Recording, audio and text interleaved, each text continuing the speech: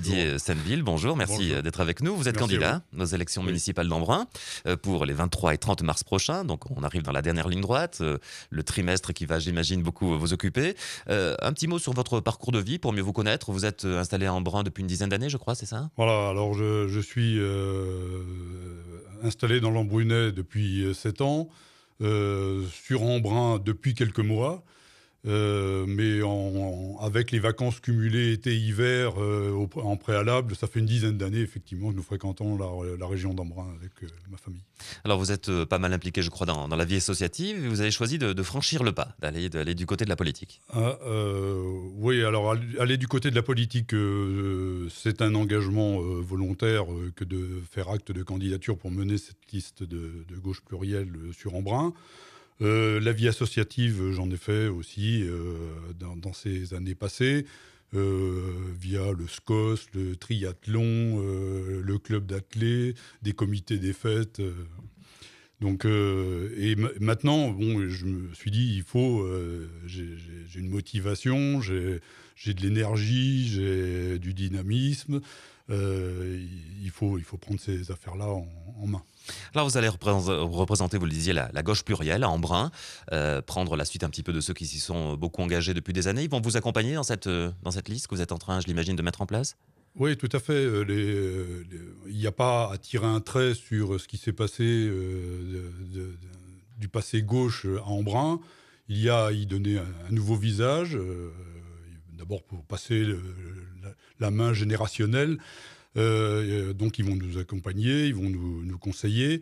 Mais la liste se veut aussi être ouverte. On y travaille avec le Front de gauche, Europe Écologie Les Verts, et tout citoyen qui veut bien venir nous rejoindre pour travailler sur différentes thématiques. On peut s'attendre à Embrun à une liste vraiment de gauche plurielle avec tout le monde dès le premier tour, c'est ça? Contrairement Oui, à Gap où ils sont pas arrivés à le faire. tout à fait, tout à fait. On est dans cette configuration. Il est bien évident que les travaux que nous menons ne sont pas encore complètement aboutis. Il y a des candidatures qui vont s'affirmer dans les jours à venir, mais tout le monde participe, moyennant d'être de sensibilité de gauche. Alors vous êtes candidat face à la maire sortante, Chantal Eméhoud, qui est candidate soutenue par l'UMP et l'UDI, c'est-à-dire le parti de Jean-Louis Borloo, rejoint entre-temps par François Bayrou. Il y aura a priori une autre liste de droite. On a entendu Pierre Albert annoncer sa candidature. J'ai Donc vu aussi, oui. apparemment 3 listes pour l'instant pour ces élections municipales à Embrun. J'imagine que cette division un peu à droite fait un peu vos affaires? Non, c'est le problème de la droite. Moi, je suis effectivement militant du Parti socialiste. J'ai ma carte et j'en ai pas honte. Mais je suis pas ni mandaté ni missionné par le Parti socialiste pour mener cette liste de gauche plurielle à Embrun. Je le répète, c'est un acte volontaire, personnel. Et on n'est pas rangé derrière une bannière. On se veut très ouvert à tout genre de sensibilité de gauche. Alors, la question que doivent se poser les auditeurs et les spectateurs embrunais qui nous écoutent, c'est finalement, candidat, très bien, et pourquoi? Pourquoi faut-il faire autre chose à Embrun, selon vous? On aura l'occasion d'y revenir pendant toute la campagne, mais déjà les grandes lignes. Oui, alors d'abord, sans vouloir rentrer dans une critique systématique de ce qui a pu se faire à Embrun, il y a eu des choses bien, chaufferie-bois, réseau de chaleur, mais aussi des investissements lourds qui pas tout à fait maîtrisés et dont l'impact sur la vie au quotidien de la population a certainement pas toujours été bien mesuré. Et je citerai en exemple l'aménagement du boulevard Pasteur pour 4,5 millions d'euros environ, qui est en définitive de la déco, une nouvelle déco, mais qui ne tient pas compte d'un schéma de transport ni d'urbanisme renouvelé.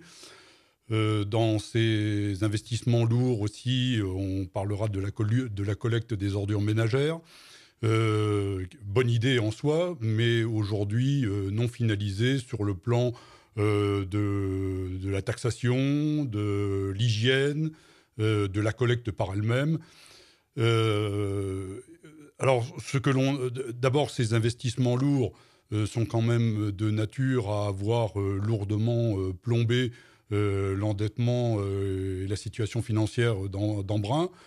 qui est globalement 3 fois supérieur à des communes de taille équivalente, et aussi avoir fait opérer des choix douloureux.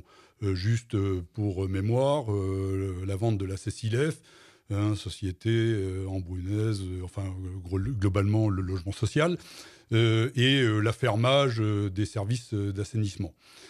Dans un projet, on n'est pas là dans une liste exhaustive d'un programme, mais dans un projet, alors il y aura 2 piliers. Il y aura bien évidemment on ne va pas casser ce qui a été fait, il faudra l'améliorer avec des contraintes malgré tout budgétaires fortes, vu le niveau de l'endettement. Mais il faudra, par exemple, ce qui concerne le boulevard Pasteur, il faudra repenser effectivement le transport, les flux de circulation, le stationnement à Embrun.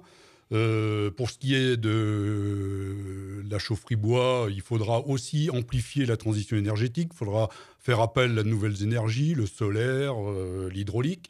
Et puis après, le deuxième pilier, c'est notre programme avec nos valeurs de gauche, quoi.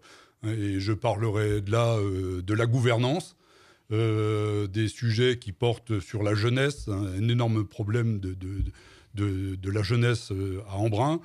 On aura bien évidemment à se pencher, parce que c'est aussi un peu notre fonds de commerce, sur l'économie solidaire, accompagner l'économie de proximité. On aura à voir aussi tout ce qui concerne le maillage associatif. Alors maillage associatif, vu le nombre d'associations, 102 associations culturelles et sportives en Embrun, mais qu'il est nécessaire aujourd'hui d'optimiser, parce que d'abord les moyens ne sont plus surdimensionnés, et deuxièmement ça pourrait être aussi une bonne manière d'accompagner la réforme des rythmes scolaires.